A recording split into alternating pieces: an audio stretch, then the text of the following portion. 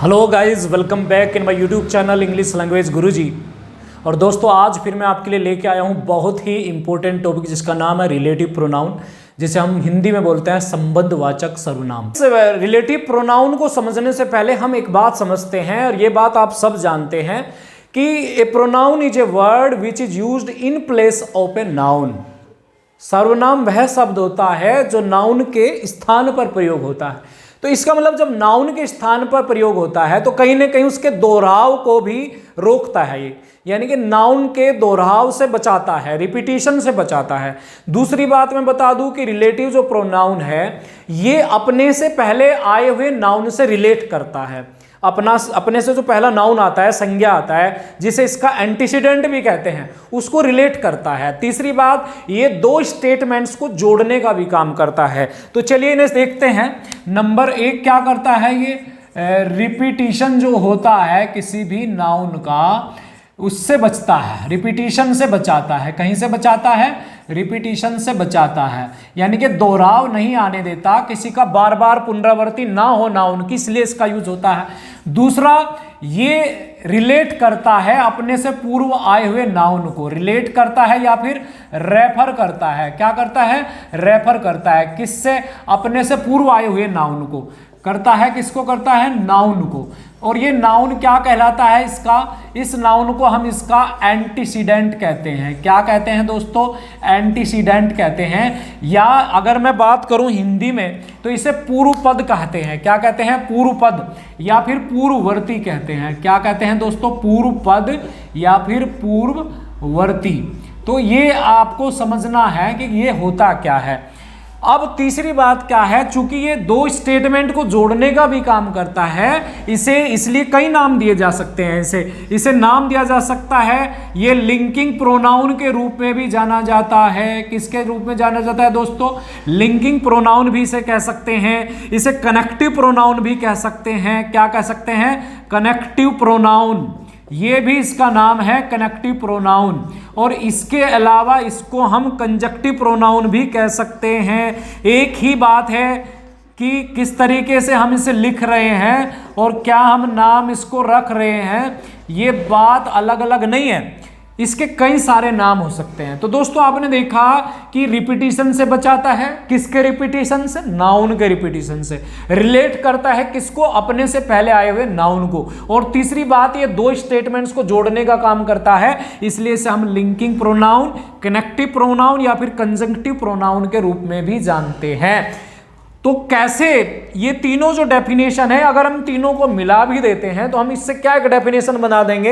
A relative pronoun is a word that is used to relate और refer to the noun going before it which is called its antecedent. यानी कि relative pronoun वह शब्द होते हैं जो अपने से पहले आए हुई संज्ञा को, नाउन से संबंध दर्शाते हैं, जिसे उसका एंटीसीडेंट या पूर्व पद कहा जाता है। आई होप आपको ये डेफिनेशन समझ में भी आ गई। ये 3 पॉइंट मैंने यहां पर इंक्लूड किए। अब हम इसे एक एग्जांपल के द्वारा समझेंगे कि सेंटेंस में आपको नाउन जो दिखाई दे रहा है ये बॉय है, और दूसरे सेंटेंस में भी यहां पर बॉय है।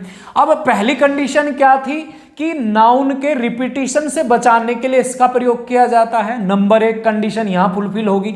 दूसरी कंडीशन क्या थी कि यह अपने से पहले आए हुए नाउन को रिलेट करता है, रेफर करता है। और तीसरी कंडीशन क्या थी कि ये एक कनेक्टर का काम करता है, जोड़ने वाले कंजक्शन का काम करता है। तो कैसे, अभी इसको हम देखें कैसे रिलेटिव प्रोनाउन यूज करके इसको बनाते हैं। देखिए कैसे बनेगा। I know the boy, I know the boy who is very poor, who is very poor. अब आपने देखा यहां पे हमने 2 सेंटेंस लिए थे, उन दोनों को यहां पर हमने एक सेंटेंस में मिंगल कर दिया, यानी कि एक कॉम्प्लेक्स सेंटेंस में फॉर्म कर दिया उसको। तो आपने देखा यहां पर हमने एक पर्टिकुलर वर्ड का प्रयोग किया है इन दोनों सेंटेंस को, दोनों पार्ट को जोड़ने के लिए। इसलिए इस पार्ट को हम क्या नाम देंगे? ये पार्ट हो जाएगा दोस्तों कनेक्टर। क्या कहेगा इसे? हम क्या कहेंगे? कनेक्टर। इसका मतलब ये कनेक्टिव प्रोनाउन भी है। इसको हम दूसरा नाम भी दे सकते हैं, इसे कंजक्शन का नाम भी दिया जा सकता है, क्योंकि ये 2 पार्ट को जोड़ने का काम कर रहा है, इसलिए इसका नाम कंजक्शन भी हो सकता है। तीसरी बात, ये बताया था मैंने कि ये अपने से पहले आए हुए नाउन को रिलेट करता है। अब देखिए इससे पहला नाउन क्या है, यहां इससे पहला नाउन है बॉय। क्या नाउन है, ये वर्ड आप देख पा रहे हैं, ये बॉय है। तो अपने से पहले आए हुए नाउन को रिलेट करता है, यानी कि ये नाउन क्या है, बॉय है। अब ये जो बॉय है इसे हम क्या बोलेंगे, इसका एंटीसीडेंट बोलेंगे। क्या बोलेंगे दोस्तों, एंटीसीडेंट, यानी कि इसका पूर्व पद है। ये क्या है, पूर्व पद, यानी कि ये अपने से आए हुए पूर्व पद को रिलेट करता है, अपने से पहले आए हुए नाउन को ये रिलेट करता है। और आपने देखा कि इस क्लोज को यहां से यहां तक एक क्लोज है और यहां से यहां तक दूसरी क्लोज है, तो इन दोनों क्लोज को जोड़ने के लिए इसका प्रयोग हुआ या नहीं। तो ये सारी बातें जो मैंने अभी आपको एग्जाम्पल में बताई थी, वो सारी बातें यहां पर आपको क्लियर हुई। पहली बात क्या थी, ये दो पार्ट को जोड़ने का काम कर रहा है। इसका मीनिंग क्या हुआ, मैं लड़के को जानता हूं जो गरीब है, मैं लड़के को जानता हूं जो गरीब है। तो यहां पर ये जो वर्ड आया हुआ है रिलेटिव प्रोनाउन, ये कई सारे काम कर रहा है। ये काम कर रहा है कनेक्टर का, जोड़ने का काम कर रहा है। ये काम कर रहा है अपने से पहले आए हुए नाउन जो कि बॉय है, उसको संबंध बनाना। संबंध है या नहीं, लड़का जो, यानी कि उसी लड़के के बारे में बात कर रही है और उसी के लिए ये यूज हुआ है।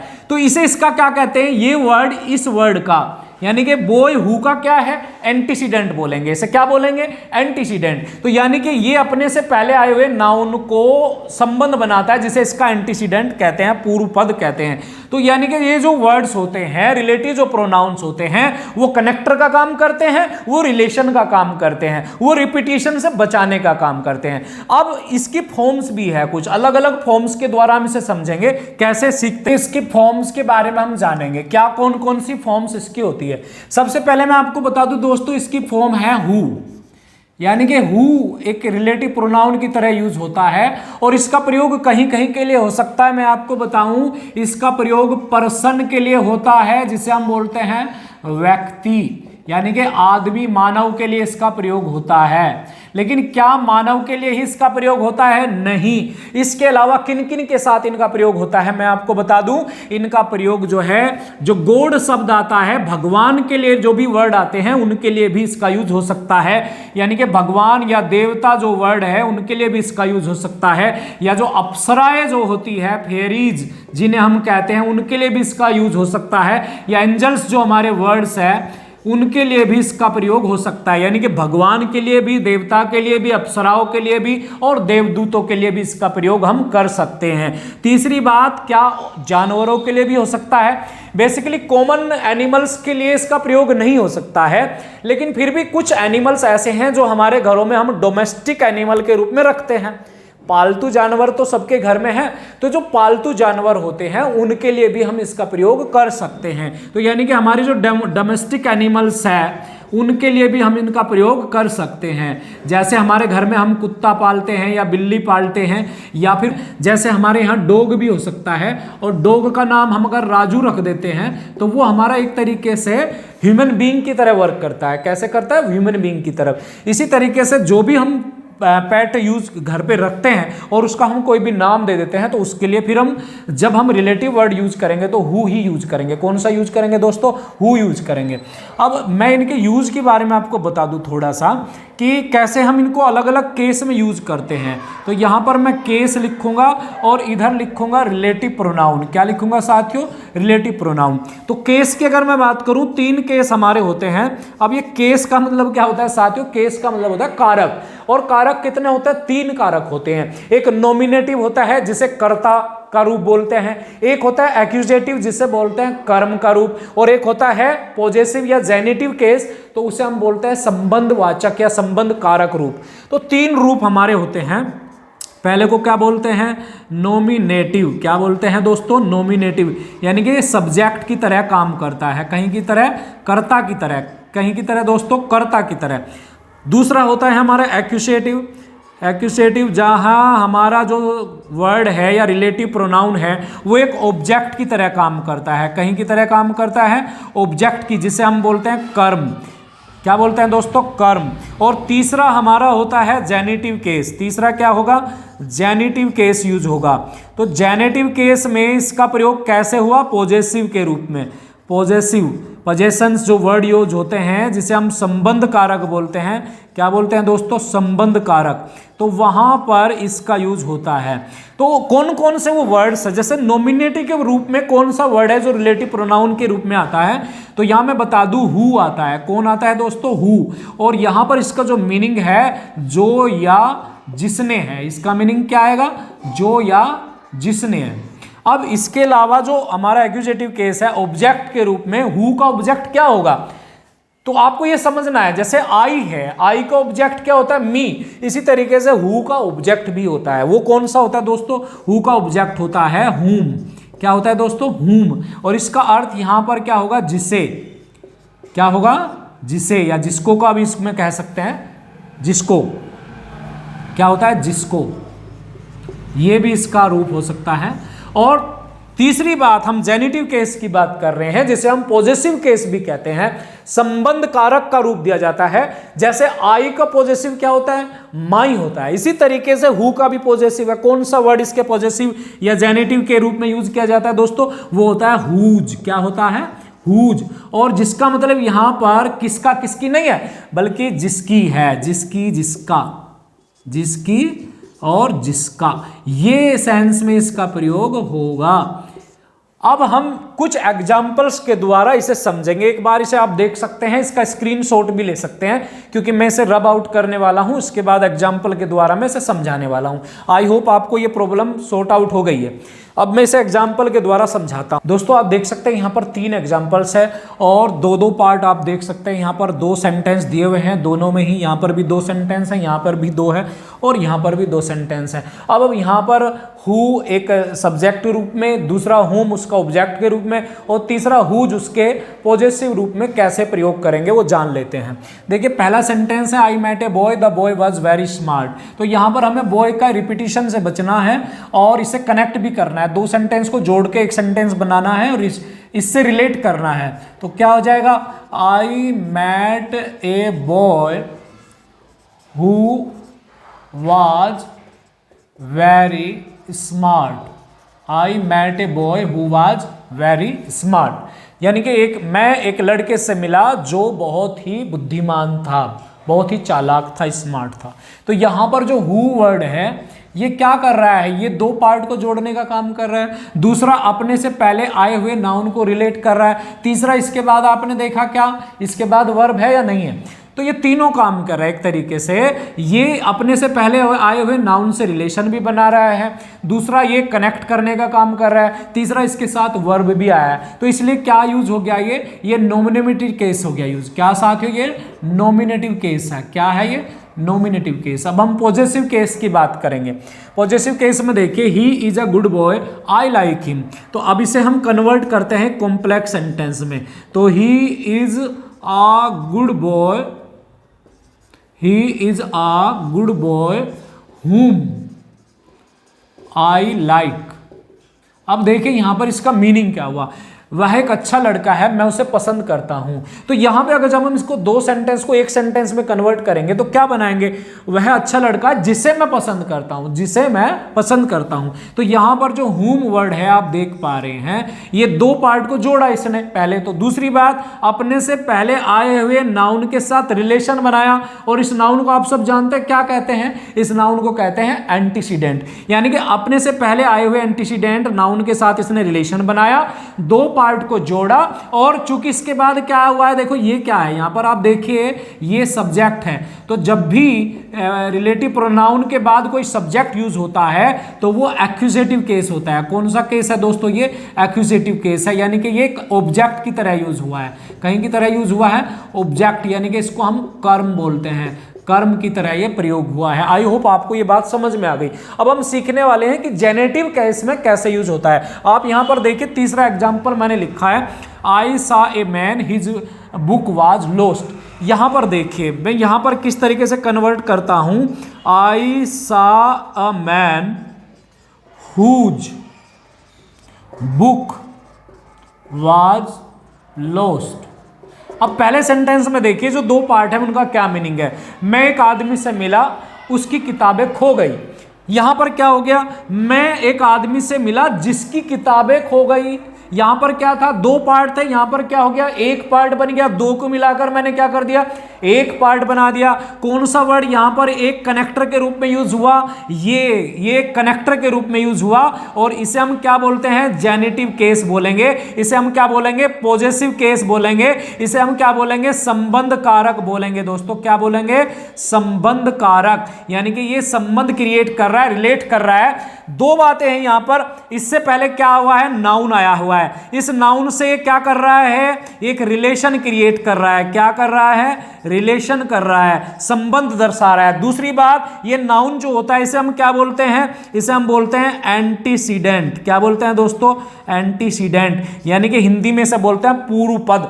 अब तीसरी बात एक और समझनी है, हुज अपने से अगले वाले नाउन को क्वालिफाई भी करता है। इससे आगे क्या आएगा, एक नाउन है या नहीं है, इस नाउन की विशेषता बतला रहा है, जिसकी किताब, तो यहां पर ये क्वालिफाई भी कर रहा है। यानी कि जब भी पॉजेसिव केस यूज होगा तो उसके बाद नाउन आएगा, लेकिन कंडीशन क्या है, वो नाउन सब्जेक्ट की तरह प्रयोग नहीं होगा, बल्कि ये उसको क्वालिफाई करेगा, कहीं के लिए होगा वो उसे क्वालिफाई करेगा। तो आई होप ये पॉइंट आपको समझ में आ गया कि किस तरीके से हम हु का प्रयोग एक नॉमिनेटिव केस में, एक्यूजेटिव केस में और जेनिटिव केस में कर सकते हैं। तो दूसरा जो वर्ड है दोस्तों रिलेटिव प्रोनाउन, वो विच है।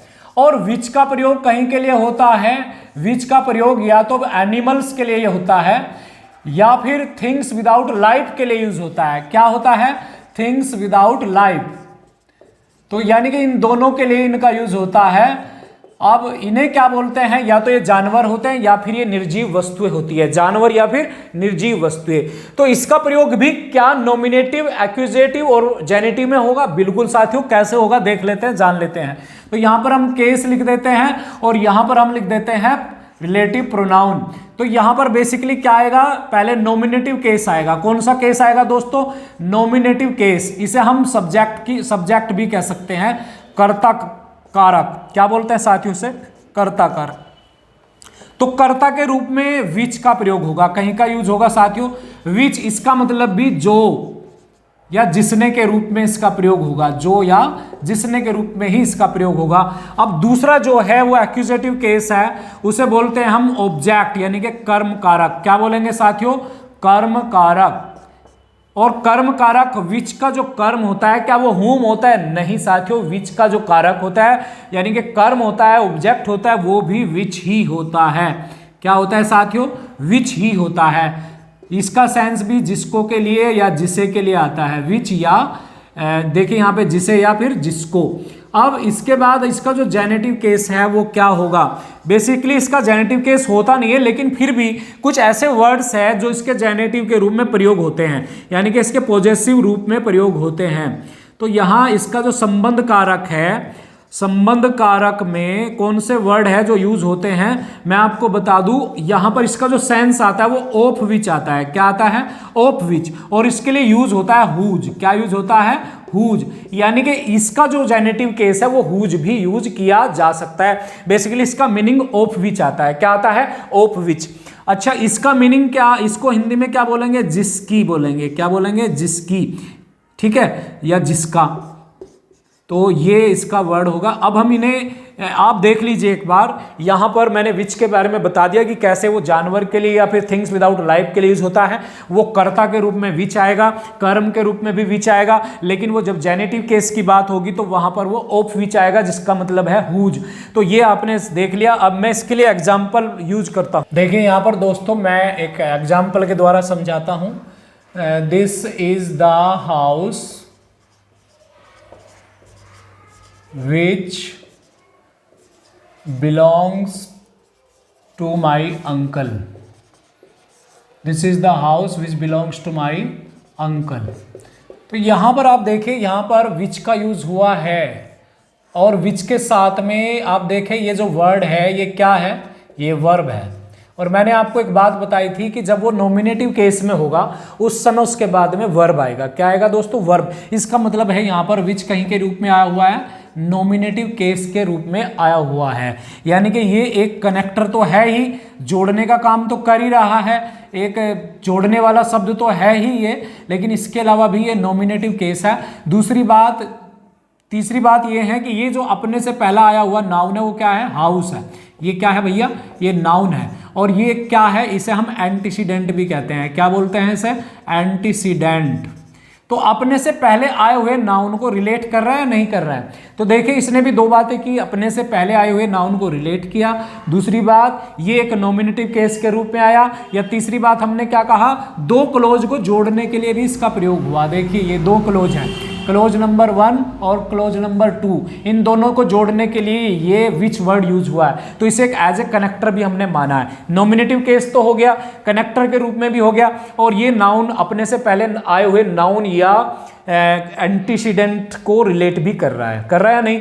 अब ये हमने नॉमिनेटिव केस सीख लिया, अब हम सीखेंगे कि एक्यूजेटिव केस में कैसे यूज होता है।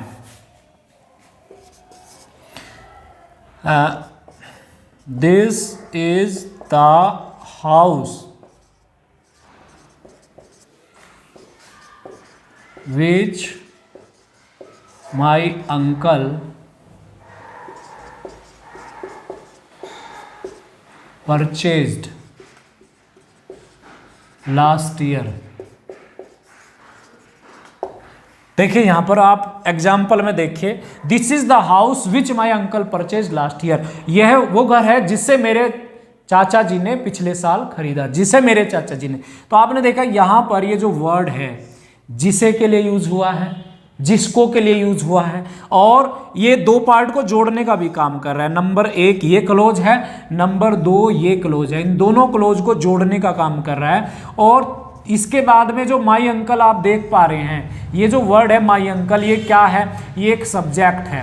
क्या है जी, ये सब्जेक्ट है, एक कर्ता है। तो जब भी किसी रिलेटिव प्रोनाउन के बाद एक कर्ता आता है तो वो एक एक्यूजेटिव की तरह वर्क करता है। कहीं की तरह वर्क करता है, एक्यूजेटिव, कर्म कारक के रूप में। तो यानी कि यहाँ पर ये एक्यूजेटिव केस है, यहाँ पर ये कनेक्टर का काम भी कर रहा है दोस्तों, कहीं का काम कर रहा है, कनेक्टर का काम कर रहा है। और तीसरी बात, ये हाउस से रिलेट भी कर रहा है। कौन सा हाउस, जिससे मेरे चाचा जी ने खरीदा। तो ये हाउस वो है जिसे हम इसका एंटीसीडेंट भी बोलेंगे। क्या बोलेंगे इसे, ये नाउन तो है ही, दूसरा ये इसका एंटीसीडेंट भी है। दोस्तों एंटीसीडेंट तो मैं आपको बिल्कुल समझा के छोड़ूंगा कि एंटीसीडेंट क्या है। जो भी रिलेटिव प्रोनाउन वर्ड है उनसे पहले आने वाला जो नाउन है वो आपको उसका एंटीसीडेंट मिलेगा। अब क्वेश्चन ये उठेगा आपके मन में कि क्या ये एंटीसीडेंट आना जरूरी नहीं है। तो ऐसा कोई जरूरी नहीं है, कुछ ऐसे एग्जाम्पल भी मैं आपको बताऊंगा कि क्यों जरूरी नहीं है और कहाँ जरूरी नहीं है। लेकिन फिलहाल हम सीख रहे हैं विच का यूज। तो विच को हमने एक नॉमिनेटिव केस में सीख लिया, विच को हमने एक्यूजेटिव केस में सीख लिया। अब हम विच को कहीं के रूप में सीखेंगे, हम विच को पॉजेसिव केस में इसका क्या यूज होता है वो सीखेंगे। आप चाहो तो उसका स्क्रीनशॉट ले सकते हैं। मैं एक एग्जाम्पल देखिए, इस एग्जाम्पल में हमने हुज को यूज किया है। एग्जाम्पल देखिए पहले, ए triangle whose 3 sides are equal is known as equilateral triangles। तो यहां पर ट्राइंगल क्या है, एक थिंग्स है विदाउट लाइफ, एक निर्जीव चीज है या नहीं, एक ऐसी चीज जिसमें कोई जीव नहीं है, कोई जान नहीं है, सजीव नहीं है वो। तो वहां पर हम हुज का यूज कैसे कर सकते हैं। बेसिकली इसका यूज यहां पर ऑफ विच के लिए हुआ है। कहीं के लिए हुआ है, ऑफ विच, जिसकी, जिसका। लेकिन फिर भी हुज चूंकि इसमें यूज किया जा सकता है तो हुज को ही यूज करना चाहिए, क्योंकि इससे बचना चाहिए। पॉजेसिव यानी कि प्रेपोजिशन आ सकता है इससे पहले, लेकिन बचना चाहिए उससे, उसकी बजाय हमें हुज ही यूज करना। तो यहां पर हुज का प्रयोग क्या है, एक जेनेटिव केस में हुआ है। दूसरा इसका प्रयोग एक कनेक्टर के रूप में हुआ है। कहीं के यूज में हुआ दोस्तों, कनेक्टर के रूप में हुआ। तीसरा ये अपने से पहले आए हुए नाउन को रिलेट कर रहा है। क्या कर रहा है, रिलेट कर रहा है। और ये नाउन क्या है दोस्तों, इसका ये इसका एंटीसीडेंट है। क्या है, ये एंटीसीडेंट है। और ये जो पार्ट है आप देख पा रहे हैं, इस दो पार्ट को इसने जोड़ने का काम किया है। और इसके बाद आपने देखा कि यहाँ पर भी एक नाउन है, और जब भी ये किसी नाउन को क्वालिफाई करता है उस समय ये एक जेनेटिव का ही काम करता है। हुज जो है क्वालिफाई कर रहा है किसको, 3 साइड्स को। तो एक तरीके से जेनेटिव केस हो गया। तो दोस्तों आपने सीखा कि कैसे हम हु को और विच को नॉमिनेटिव केस में, एक्यूजेटिव केस में और जेनेटिव केस में यूज करते हैं। अब एक और वर्ड है जिसका प्रयोग हम इनमें कर सकते हैं, वो कौन सा दोस्तों, उसे बोलते हैं दैट। चलिए उसके बारे में भी सीख लेते। तीसरा जो हमारा रिलेटिव प्रोनाउन वर्ड है जिसका प्रयोग मुख्यतः किया जाता है दोस्तों, वो है दैट। क्या है वो, दैट। और यहां इसका ये जो प्रयोग होता है ये मनुष्य के लिए भी होता है और ये वस्तु के लिए भी यूज होता है, दोनों के लिए ही यूज हो सकता है। मनुष्य वस्तु दोनों के लिए ही इसका प्रयोग किया जा सकता है। कब कहाँ कैसे प्रयोग किया जाना है वो अब बताएंगे, लेकिन पहले केस के बारे में डिस्कस कर लेते हैं कि ये किस केस में कैसे वर्क करता है और किस रूप में वर्क करता है। यहाँ पर रिलेटिव प्रोनाउन हो जाएगा। तो दोस्तों केस क्या बनेगा, अगर नॉमिनेटिव केस आएगा यानी कि कर्ता कारक होगा तो वहां पर इसका यूज दैट के रूप में ही होगा। क्या होगा दोस्तों, ये दैट के, और यहां पर भी इसका मतलब जो ही सेंस आएगा, या इसका सेंस किस क्या आएगा, जिसने आएगा। क्या आएगा दोस्तों, जिसने। दूसरा इसका एक्यूसेटिव केस है और यहां पर ये कर्म के रूप में काम करेगा। किसके रूप में काम करेगा, कर्म। और यहां पर इसका जो फॉर्म होगी वो भी दैट ही होगी। कौन सी होगी, दैट, जिसे या जिसने इसका रूप आएगा, जिसे या जिसने। और इसके अलावा तीसरी जो फॉर्म है इसकी, यानी कि हम जेनेटिव केस, बेसिकली इसका जो जेनेटिव केस है संबंध कारक वो होता नहीं है दोस्तों। इसका जेनेटिव केस संबंध कारक कोई भी नहीं होता है, नो जेनेटिव केस, इसका जेनेटिव केस नहीं होता है। तो अब जानते हैं कि कैसे हम दैट का प्रयोग करते हैं। ये तो आपने जान लिया कि दैट एक कर्ता के रूप में भी यूज हो सकता है, दैट का प्रयोग एक कर्म के रूप में भी हो सकता है, लेकिन इसका जेनेटिव केस नहीं होता। लेकिन कुछ केसेस में ऑफ विच का सेंस यूज किया जाता है, कहीं का यूज किया जाता है ऑफ विच, और ऑफ विच क्या है, हुज है। तो यानी कि इस कभी कभार जरूरत पड़ती है तो हुज को ही इसका जेनेटिव केस बना दिया जाता है, क्योंकि हुज क्या होता है, एनिमल्स और नॉन लिविंग थिंग्स के लिए यूज हो सकता है, तो कई बार इसका यूज हम कर लेते हैं। तो taught my children, that taught my children। अब यहां पर देखिए हमने यहां पर एक सेंटेंस बनाया हुआ है और इसमें दैट का प्रयोग एक नॉमिनेटिव केस में यूज हुआ है, क्योंकि इसके बाद यहां पर क्या है, ये वर्ब है, वर्ब है ना। और किस वर्ड के बाद वर्ब आता है, सब्जेक्ट के बाद, कर्ता के बाद। तो यहां पर ये नॉमिनेटिव केस है। लेकिन क्या ये दैट का ही आना जरूरी है, नहीं दोस्तों, दैट का आना जरूरी नहीं है। मैंने अभी बताया दैट जो है दोनों केस में यूज होता है, आदमी के लिए भी और वस्तु के लिए भी। अब यहां पर ये जो टीचर है क्या है, व्यक्ति है, तो इसका मतलब क्या यहां पर हु भी आ सकता था, बेसिकली आ सकता था, क्योंकि अगर हम हु भी यहां पे रखे तो भी ठीक है। कैसे, this is the teacher who taught my children, यानी कि यहां पर हु भी यूज हो सकता है। लेकिन एक कंडीशन ऐसी भी होती है जहां पर दैट यूज नहीं होता। कहां दोस्तों, अगर इसी क्लोज में हम कोमा लगा दे, हु से पहले क्या लगा दे, कोमा, यानी कि क्लोज में अगर कोमा यूज होगा तो दैट का प्रयोग नहीं होगा। ये बात आपको समझनी है, कोमा यूज है तो दैट नहीं, वहां पे क्या आएगा, हु ही आएगा। और बेसिकली आपको पता है कि हु का प्रयोग केवल मनुष्य के लिए यूज होता है। तो आपने देखा कि यहां पर इसका प्रयोग एक नॉमिनेटिव केस में हुआ है और अपने से पहले आए हुए नाउन को ये रिलेट कर रहा है नहीं, इससे संबंध दर्शा रहा है नहीं। क्या होता है, ये नाउन है, और ये नाउन कहीं का काम करता है साथियों, एंटीसीडेंट का काम करता है। ये एंटीसीडेंट को तो रट लीजिए, बिल्कुल ये एंटीसीडेंट है, किसी को बताना भी पड़े तो आप समझ गए होंगे कि एंटीसीडेंट क्या है। और इसके बाद आपने देख लिया वर्ब है, और ये काम क्या कर रहा है, दो पार्ट को जोड़ने का काम कर रहा है। अब हम दूसरा सेंटेंस समझें, जैसे दूसरा example, this is the person that I like most, ये वो व्यक्ति है जिसे मैं सबसे अधिक पसंद करता हूं। तो दोस्तों यहां पर दैट का प्रयोग हुआ है। आपके मन में क्वेश्चन होगा कि यहां पर क्या हम हुम का यूज नहीं कर सकते, कर सकते हैं, वो भी बिल्कुल सही है, लेकिन हम दैट का प्रयोग सिखा रहे हैं। तो दैट का प्रयोग, क्योंकि मैंने कंडीशन क्या बताई, व्यक्ति के लिए भी और वस्तु के लिए भी, यानी कि इसका यूज हो सकता है व्यक्ति के लिए भी और वस्तु के लिए भी। तो यहां पर हम दैट की जगह हुम भी कर सकते थे, लेकिन दैट का यूज सीख रहे हैं तो दैट करेंगे। अब दैट का प्रयोग कहीं के लिए हुआ यहाँ पे एक्यूजेटिव केस। अब आपको पता है एक्यूजेटिव केस का मतलब क्या आता है, ऑब्जेक्ट, कहीं के रूप में हुआ है ये ऑब्जेक्ट, और ऑब्जेक्ट के बाद आपको पता है क्या आता है, एक सब्जेक्ट। क्या आता है यहाँ पर, सब्जेक्ट। केवल किसकी बात हो रही है, रिलेटिव प्रोनाउन की, कहीं की बात हो रही है रिलेटिव प्रोनाउन की। क्या पहचान है, जब भी रिलेटिव प्रोनाउन के बाद में एक सब्जेक्ट आएगा तो उस समय वो काम कर रहा है एक्यूजेटिव का, और जब भी इसके बाद वर्ब आएगा उस समय वो काम कर रहा है नॉमिनेटिव का, और जब भी इसके साथ में कोई ऐसा नाउन आए जिसे क्वालिफाई कर रहा हो उस समय वो काम करेगा जेनेटिव केस का। तो यहां पर अब देखो इसने दो काम तो कर लिए, दो पार्ट को कनेक्ट तो इसने कर दिया, एक पार्ट ये है एक पार्ट ये है, दोनों को जोड़ने का काम कर दिया। दूसरा इसने एक्यूजेटिव का काम किया। तीसरा ये रिलेट कर रहा है किससे, पर्सन से, पर्सन क्या है, एक नाउन है, और ये नाउन क्या होता है दोस्तों, ये एंटीसीडेंट भी होता है। क्या होता है, एंटीसीडेंट भी होता है। तो आपने समझ लिया कि दैट का प्रयोग हम नॉमिनेटिव केस में भी कर सकते हैं और एक्यूजेटिव केस में भी कर सकते हैं। दोस्तों आपने सीखे आज हु का यूज सीख लिया आपने, विच का यूज सीख लिया और दैट का यूज सीख लिया। क्या दैट को हम कहीं और कंडीशन में यूज कर सकते हैं? तो मैं आपको बता दूं कि दैट का प्रयोग उन कंडीशन में भी कर सकते हैं जब हमारे एंटीसीडेंट एक से अधिक हो, एक व्यक्ति हो और एक वस्तु हो, तो वहां पर भी हम दैट का प्रयोग कर सकते हैं। दूसरा केस क्या हो सकता है जब हम दैट का प्रयोग कर सकते हैं? अगर ऑल से वस्तु रेफर हो, ऑल से क्या रेफर हो, वस्तु, तो वहां केवल हम दैट का ही प्रयोग करेंगे। इसके अलावा ऑल दैट, जैसे हम everything, nothing, all, some, few, the little, इन वर्ड के साथ भी हम दैट का ही प्रयोग करते हैं। आई होप आपको ये यूज जो है रिलेटिव प्रोनाउन का यूज समझ में आया होगा। दोस्तों मैं चाहता हूं कि आप इस पर कमेंट जरूर करें, ये वीडियो से आपने जो भी सीखा है, और इसके अलावा एक रिक्वेस्ट है कि इस YouTube चैनल को आप सब्सक्राइब जरूर कर लें, क्योंकि मैं इस तरह की वीडियो लाता रहूंगा और आप इससे कुछ ना कुछ सीखते रहेंगे। दोस्तों इसी के साथ मैं आपसे लेता हूं good bye, thank you for watching.